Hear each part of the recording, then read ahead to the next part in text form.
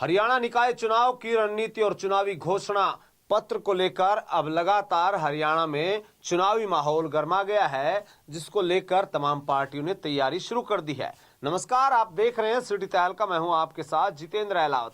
आज हम चर्चा करेंगे हरियाणा में होने वाले निकाय चुनाव के बारे में और साथ के साथ पार्टियों की रणनीति और चुनावी घोषणा पत्र के क्या कुछ परिणाम होने वाले हैं, क्या कुछ सामने आएगा, उसको लेकर अब राजनीति गर्मा गई है। भाजपा कांग्रेस अपने अपने घोषणा पत्रों से जनता का विश्वास क्या जीत पाएगी, किसको मिलेगी चुनौती, किसकी होगी छोटी सरकार, किसके उम्मीदवार होंगे आगे, इन तमाम पहलुओं पर चर्चा करेंगे। सबसे पहले बात करते हैं भारतीय जनता पार्टी की। दिल्ली विधानसभा चुनाव में प्रचंड जीत के बाद हरियाणा में भी भाजपा की नजरें निकाय चुनाव पर हैं। भाजपा ने अपनी रणनीति में बदलाव किया है और भाजपा इस बार ट्रिपल इंजन के नाम पर वोट मांगने की योजना बना रही है। संकल्प पत्र यानी चुनावी घोषणा पत्र स्थानीय मुद्दों पर आधारित होंगे, जिससे पार्टी यह साबित कर सकेगी कि वह जनता के मुद्दों से जुड़ी हुई है। भाजपा के वरिष्ठ नेताओं की एक कमेटी इस घोषणा पत्र की तैयारी करेगी, जो कि जल्द ही बन सकता है और मुख्यमंत्री नायब सिंह सैनी के नेतृत्व में पार्टी को यह चुनाव ट्रिपल इंजन सरकार के नाम पर लड़ा जाएगा, जैसा कि पार्टी सूत्र बता रहे हैं। अब कांग्रेस की बात करते हैं।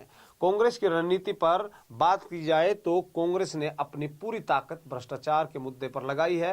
कांग्रेस निकाय चुनाव में मूलभूत सुविधाओं की कमी और भ्रष्टाचार को प्रमुख मुद्दा बनाने जा रही है। फरीदाबाद गुरुग्राम में हुए घोटाले जो हमेशा चर्चा में रहे, इन घोटालों के खिलाफ कांग्रेस जोर शोर से आवाज उठा सकती है। कांग्रेस ने घोषणा पत्र के लिए गीता भुक्कल की अध्यक्षता में एक कमेटी बनाई है, जो विधानसभा चुनाव की घोषणा पत्र को भी तैयार कर चुकी थी और उनके अनुभव के आधार पर ही कांग्रेस इस बार भी यहां उन पर उम्मीद बनाए बैठी है। वहीं आम आदमी पार्टी की यदि बात करें तो उनको लिए भी लगातार चुनौती भरा यह निकाय चुनाव रहेगा। आम आदमी पार्टी की तरफ से नई राजनीति की हवा चल रही है। भले ही आप हरियाणा में अभी तक उतनी स्थिति मजबूत न हो, लेकिन पार्टी अपनी स्थानीय ताकत को मजबूत करने के लिए उम्मीदवार उतारेगी और उनकी रणनीति दिल्ली मॉडल पर आधारित होगी, जहां शिक्षा, स्वास्थ्य और बुनियादी सुविधाओं पर जोर दिया जाएगा।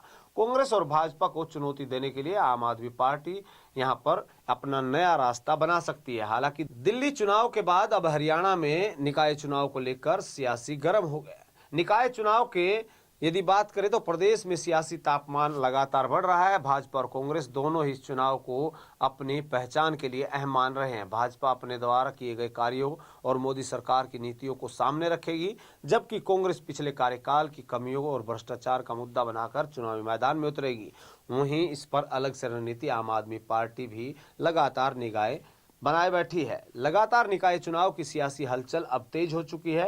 भाजपा, कांग्रेस, आम आदमी पार्टी के बीच कांटे की टक्कर होने वाली है। क्या भाजपा ट्रिपल इंजन की सरकार बना पाएगी या कांग्रेस भ्रष्टाचार को लेकर जनता का समर्थन जीत पाएगी, या फिर आम आदमी पार्टी कुछ नया यहां पर हरियाणा में करने वाली है? लगातार हम इस पर तमाम अपडेट्स आपको देंगे। इस सियासी मुकाबले के बारे में आप क्या कुछ कहते हैं, आप कमेंट करके जरूर बताइएगा कि हरियाणा में निकाय चुनाव को लेकर आपकी क्या कुछ राय है, ये कमेंट करके जरूर बताइएगा। तमाम अपडेट्स के लिए बने रहे सिटी तहलका के साथ। नमस्कार।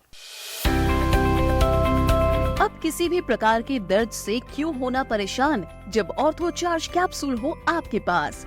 सभी प्रकार के दर्द में आयुर्वेदिक पद्धति पर आधारित रामबाण इलाज। कबीर औषधालय का ऑर्थो चार्ज ऑयल, कैप्सूल और सिरप आपको देता है तुरंत आराम। अनेक प्रकार के दर्द जैसे sciatica, spondylitis, rheumatic pain, arthritis, lumbar pain, सभी दर्द को दूर करने का रामबाण इलाज 100% आयुर्वेदिक जड़ी बूटियों से बनाया गया ऑर्थो चार्ज कैप्सूल और ऑयल एक बार प्रयोग में अवश्य लाएं। अधिक जानकारी के लिए संपर्क करें।